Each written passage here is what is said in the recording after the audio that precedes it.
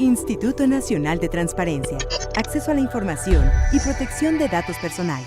Nos da mucho gusto recibir en el INAI a Stephen Morris, que sin duda es uno de los pioneros en los estudios de corrupción en México. Su libro La política y la corrupción en el México contemporáneo, si mal no recuerdo, se editó por primera vez en inglés hace 25 años y la publicación en México fue en el año de 1992.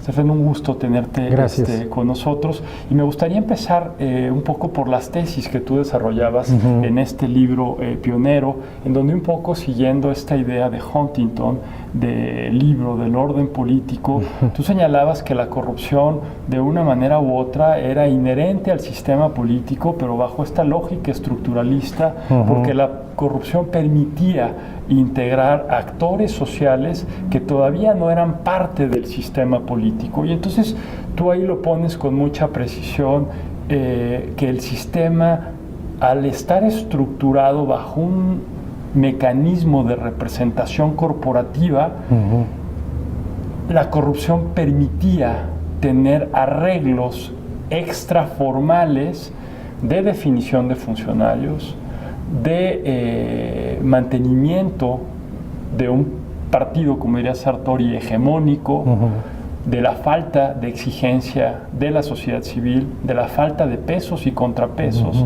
Y en las conclusiones decías, si hay mayor transparencia, si lo público se hace público, la corrupción va a tender a disminuir. ¿Por qué no en un primer momento nos pones en aquel contexto para luego ya entrar? Porque muchas de las cosas que tú señalabas se han hecho, pero por desgracia, exacto, la corrupción prevalece y sigue siendo algo sistémico al sistema político mexicano. Bueno, pues gracias, qué gusto que se acuerda mejor de mi libro que yo, hace 25 años. Pero en ese momento lo que quería tratar de entender era cómo la corrupción era parte del sistema, cómo el sistema generaba la corrupción, cómo lo utilizaba la corrupción para mantenerse en el poder. Porque en ese entonces todos hablábamos de la estabilidad del sistema mexicano.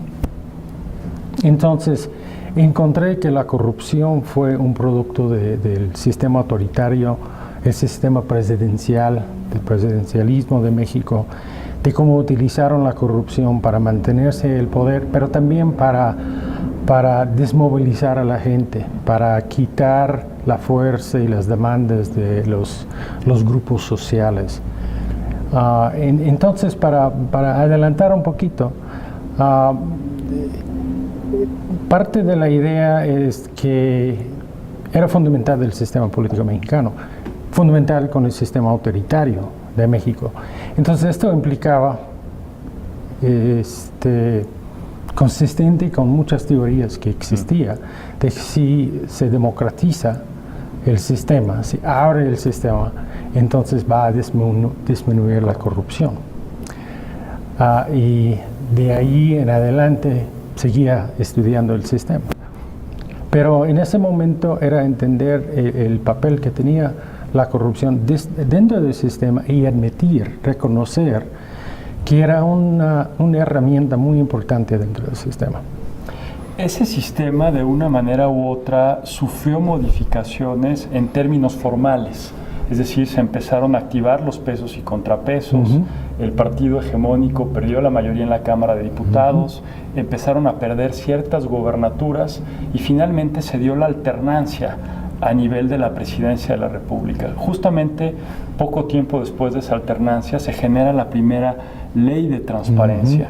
Y con la ley de transparencia lo que nos dimos cuenta era que pese a la alternancia, la corrupción siguió siendo sistémica en el comportamiento de la interacción autoridades, sociedad.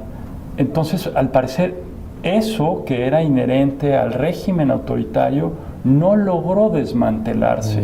Y es por eso que hoy hay un proceso de construcción institucional de un sistema nacional anticorrupción.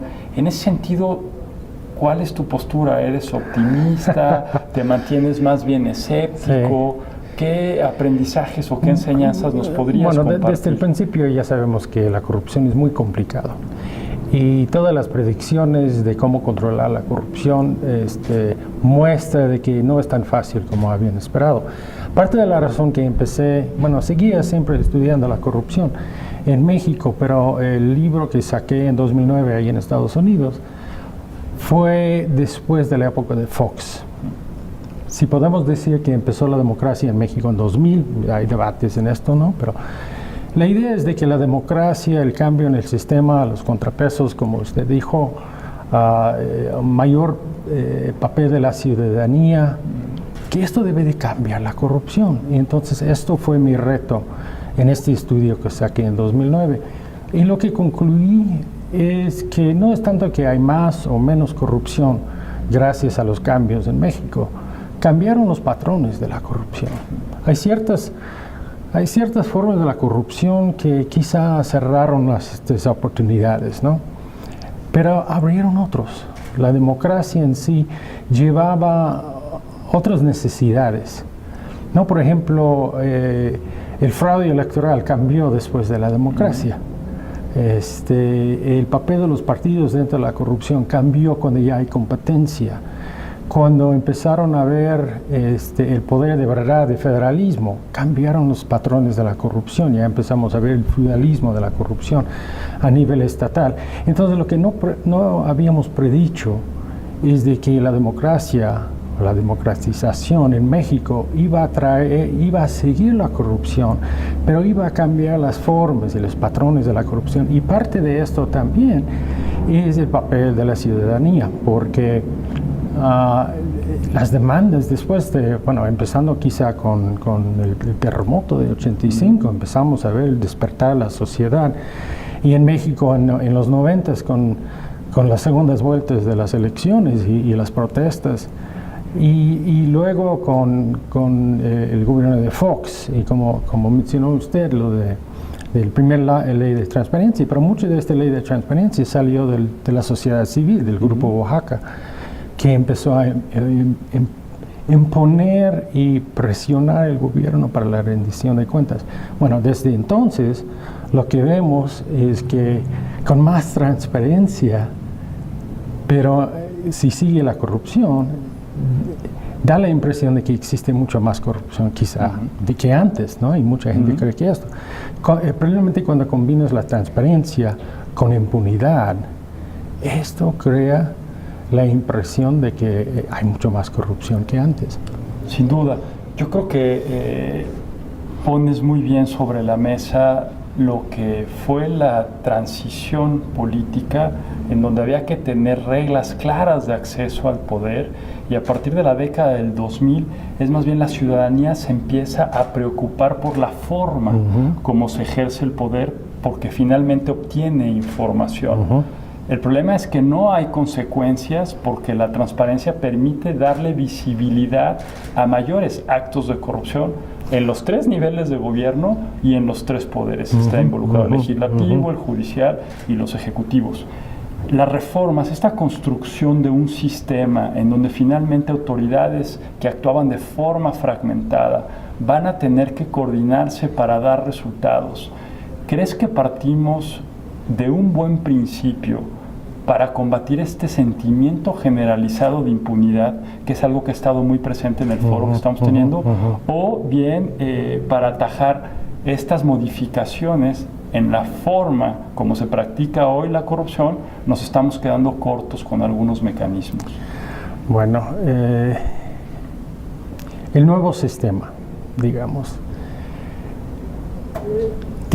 sigue los pasos que deben de seguir, ¿no? Pero queda claro que yo tenía la impresión con el gobierno de Fox, porque era parte de mi estudio que publicó en 2009, de que Fox tenía un plan contra la corrupción, la comisión intersectorial, todo su plan contra la corrupción, que fue según el libro de texto. Es exactamente lo que estaba recomendando Transparencia Internacional.